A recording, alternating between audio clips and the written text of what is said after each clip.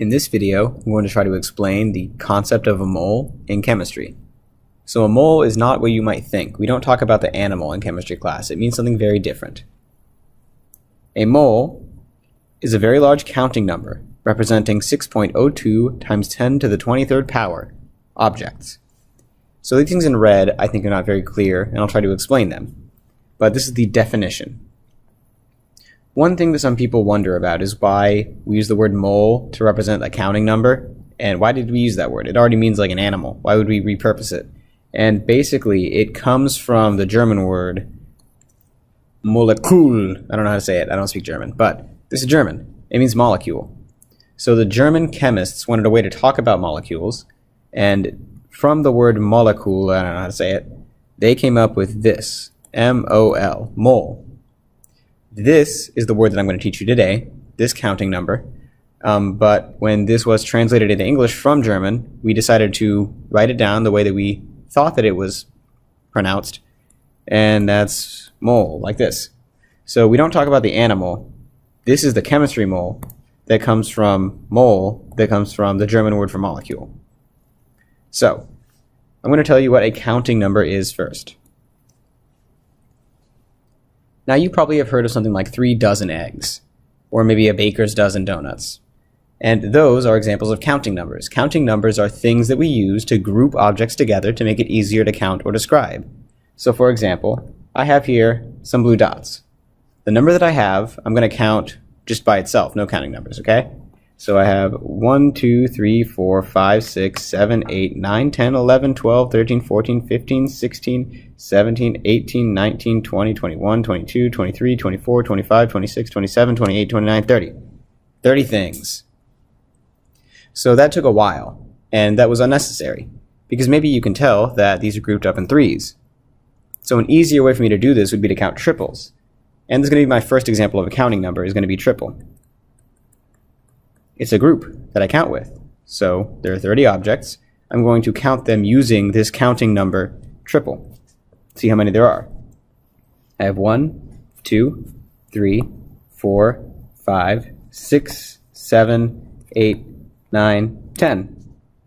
This is 10 triples. You know, maybe I should rewrite this to make it a number to make it clear. So triple is the word I'm using, and I have 10 triples of objects right here. You also might have noticed that there's an easier way to do this too. These are in tens at the top, right?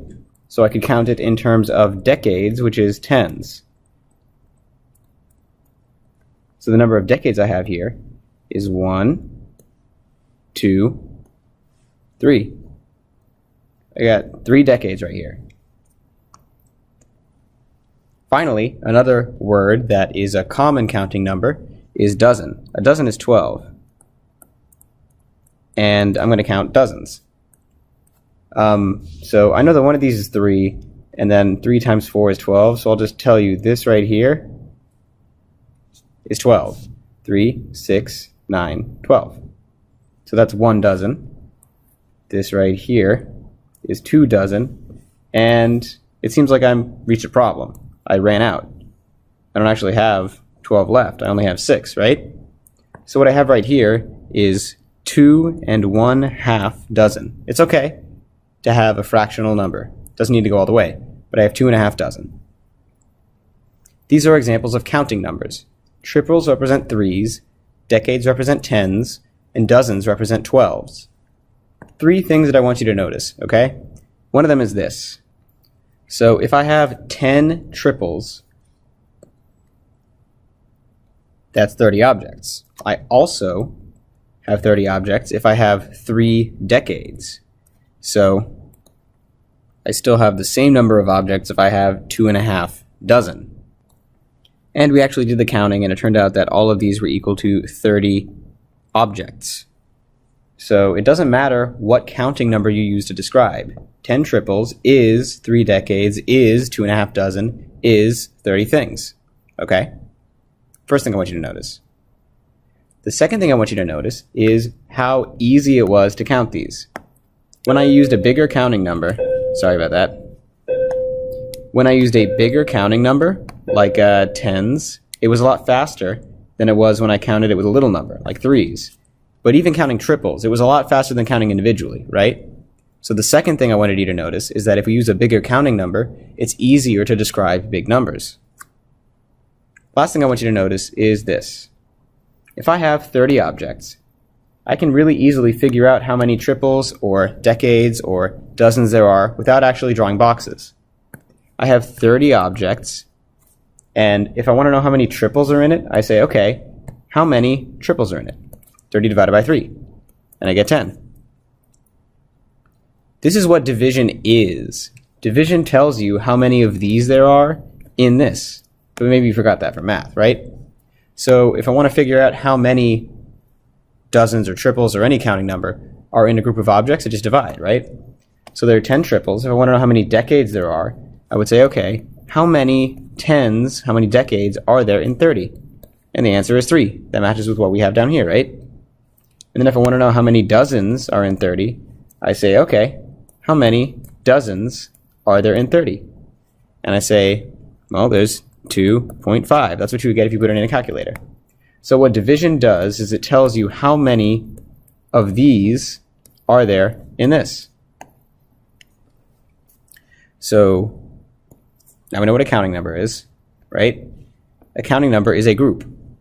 This is the number of objects that group represents, just like 10 represents a decade and 12 is a dozen. But this is not something you maybe remember. So I'm going to talk to you a little bit about really big numbers. So when you write down really big numbers, it can be a pain to write down all the zeros. Or if you want to talk about all the stars in the universe, or the drops of water in the ocean, or how many molecules are in a water bottle, we have to write down tons of zeros, and this is not very efficient. A better way to do this is to use something called scientific notation. And the way that we use scientific notation is we say, okay, how many zeros do I have? Remember that when you have this is the ones place, right? This is the tens place and the hundreds. So this is the ones place, this is the tens, and then 100, I could also write that as 10 times 10. So every place we have going this way is an additional multiplication by 10. 1, 10, 100, 1,000, 10,000, 100,000. So the way that scientific notation lets us make these more compact and easy is we say, okay, so how many tens do I have in this? In this particular case, I have 1, 2, 3, 4, 5, 6, 7, 8, 9, 10, 11, 12, 13, 14, 15, 16, 17, 18, 19, 20, 21. 21 places to the left, I have 21 tens. So I would say that this is written as 1 times 10 to the 21. That's about how many stars are in the universe. If I want to talk about how many drops of water are in the ocean, these are pretty real numbers, by the way. To get this one, you count the number of stars in the galaxy and then multiply by the number of galaxies we see in the universe. So this is probably the number. If we want to talk about how many drops of water are in the ocean, we have this gigantic, huge number that I got by figuring out how big the ocean was, figuring out how big a water droplet was, and dividing it. So that's 1, 2, 3, 4, 5, 6, 7, 8, 9, 10, 11, 12, 13, 14, 15, 16, 17, 18, 19, 20, 21, 22, 23, 24, 25. So I want to, in scientific notation, we go all the way back before the first number, like right after the first number. That's where we want to put the decimal. So I would say that this is 2.664 times 10 to the 25. This is a big number, and we represent it using scientific notation to make it easier. Then down here, how many molecules of water are there in a 500 milliliter water bottle? That's the normal one that you get at a store, the small ones. So you go, all right, sorry, I got interrupted. So how many molecules is this? Well, the number of tens it has, 1, 2, 3, 4, 5, wait a minute. 1, 2, 3, 4, 5, 6, 7, 8, 9, 10, 11, 12, 13, 14, 15, 16, 17, 18, 19, 20, 21, 22, 23, 24, 25. So this is about 1.67273 times 10 to the 25 molecules of water in a water bottle. So there are more molecules of water in a water bottle than there are stars in the universe. There are almost as many molecules in a water bottle as there are drops of water in the ocean. We have very, very large numbers of atoms in anything we really care about in ordinary life. So because of this, our counting number has got to be ridiculously big. Can you imagine trying to count all of these things by drawing little boxes of 12, counting it in dozens, you know? That would take probably more time than you would be alive. That's why when we have moles, our counting number represents this many objects, which is 6.02, and then I move the decimal over this way 23 times. So it's 6.0, so it's 602 and then 21 extra zeros. So it's very, very big. Finally, what am I expecting you to do with these?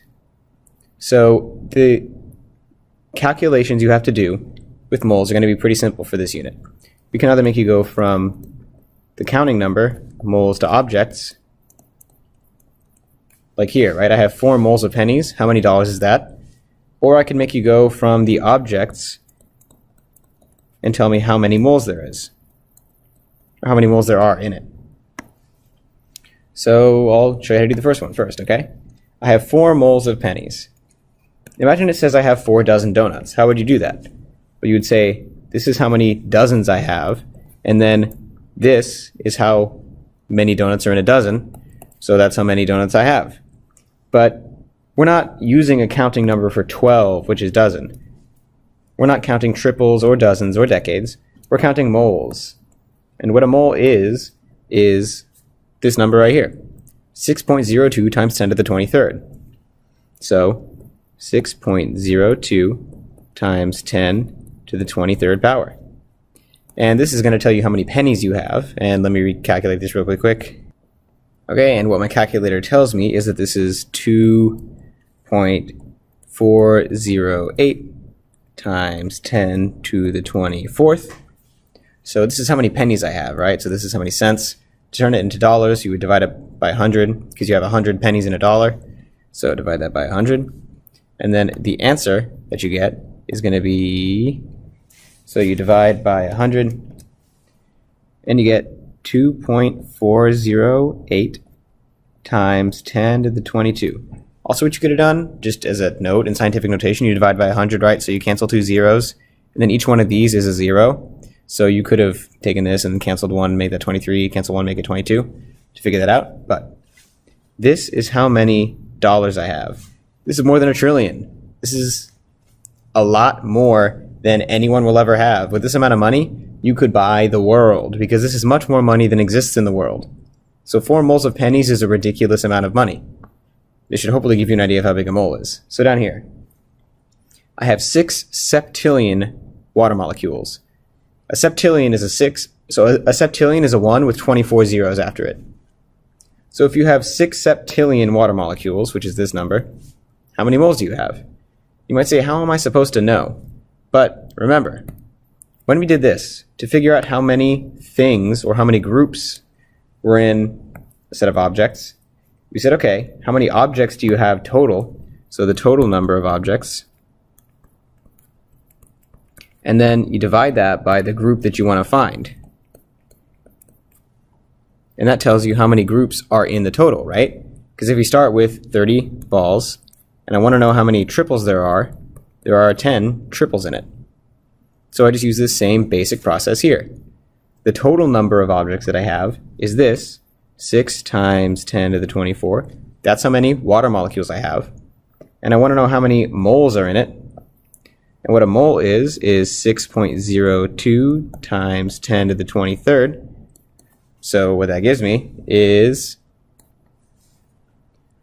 it gives me 9.97 moles. So if you have 6 septillion water molecules, you have just about 10 moles. And I'm about to finish this video, but before I do, I want you to notice something about scientific notation. This is a 6 with 24 zeros after it. This is a 6.02 and then 23 zeros. So really it's 23 multiples of 10. So like 23, then 22, then 21. So it's a 602 and then 21 zeros after it. But every zero is going to cancel, right? So all of these are going to cancel. and you're going to end up with 10 to the 1, because this is going to have 23 multiples of 10, this is going to have 24 multiples of 10, and they're all going to cancel out except for 1. So what you would get is 6 times 10 to the 1 over 6.02. So it makes sense that this is about 10, because this is about 6, so this is about 6. It kind of cancels with the 6, and you get 10-ish, which is exactly what we got. So this is it. The definition of a mole is a large counting number representing 6.02 times 10 to the 23rd objects. What a counting number is, it's a group. And whenever we have a big set of objects, we can count that many groups. So that's a triple. That's one counting object. This is a decade. That's another counting object. It's a group of 10. This right here is a dozen. It's just 12. And then a mole would be much, much, much bigger than this group would allow me to demonstrate. That's what a counting number is. The way you interpret those exponents is basically that's how many tens you multiply. A way to think about it is that's how many zeros you add to the end. And what I can ask you to do is to go from moles to the number of objects, or to go from a number of objects and figure out how many moles are in it. That's it. Hope that was helpful.